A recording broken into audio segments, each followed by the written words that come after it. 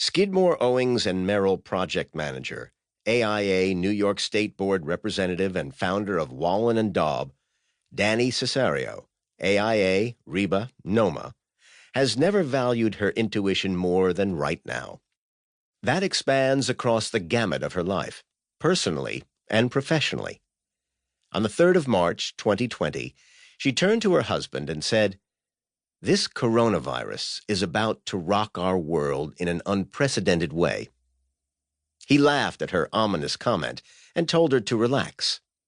A week later, says Cesario, companies started enforcing work-from-home directives. By that point, I was already working remotely from my fully stocked home and reassuring my teams because I responded to my intuition with preparation. Now, nearly 3 months on, at the time of writing, many furloughs and paused projects later, we understand our business models and our teams better. The pandemic has pushed us to challenge the way we work and interact, and what we focus on. The pandemic has concretized the way I have approached my life and career. It has been an unhappy global occurrence. My hope is that we can garner some good from this unique shared experience. This book, and my previous, Think Like an Architect, were both written during the worldwide COVID-19 pandemic, subsequent worldwide recession, and uprisings against racial injustice. Just as my first 4 books on design technology relied on practice-based research and on interviews with industry stalwarts, this book represents a return to form, as it contains a variety of voices of women and men in the industry, like Danny Cesario, from a variety of firm sizes and roles. Part of that is by design. The voices in this book aside, research from books and articles will only go so far to provide readers with an understanding of how to advance in their careers. Part is by circumstance, reaching out to individuals at a time of social distancing and social isolation, when most are working, or in my case, teaching from home, provided an opportunity for social engagement from however far afield.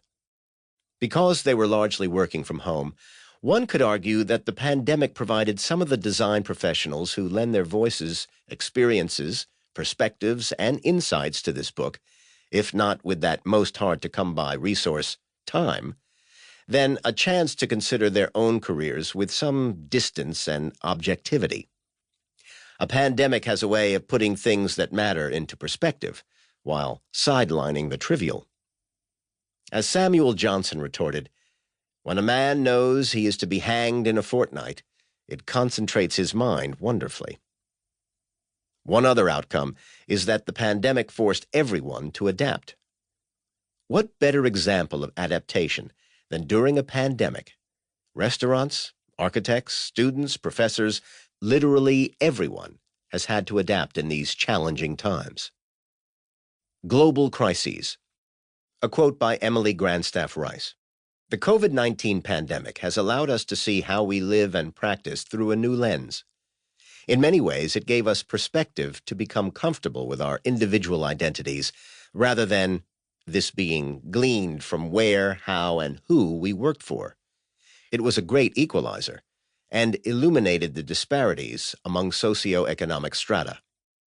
Virginia E. Marquardt says, "It is requiring us to look at how we work, the efficiencies of work, how we communicate with our teams, leadership, and clients, and seeing how we need to adjust the types of services we provide our clients to remain relevant." And Alistair Kell says, "The pandemic will undoubtedly change the way the role of the architect exists as a business, but it's far too early to see how this will impact on individual careers or decisions." To keep listening to this audiobook for free, click the link in the description. It will take you to a free Audible trial where you can listen to this and many other books for free for 30 days.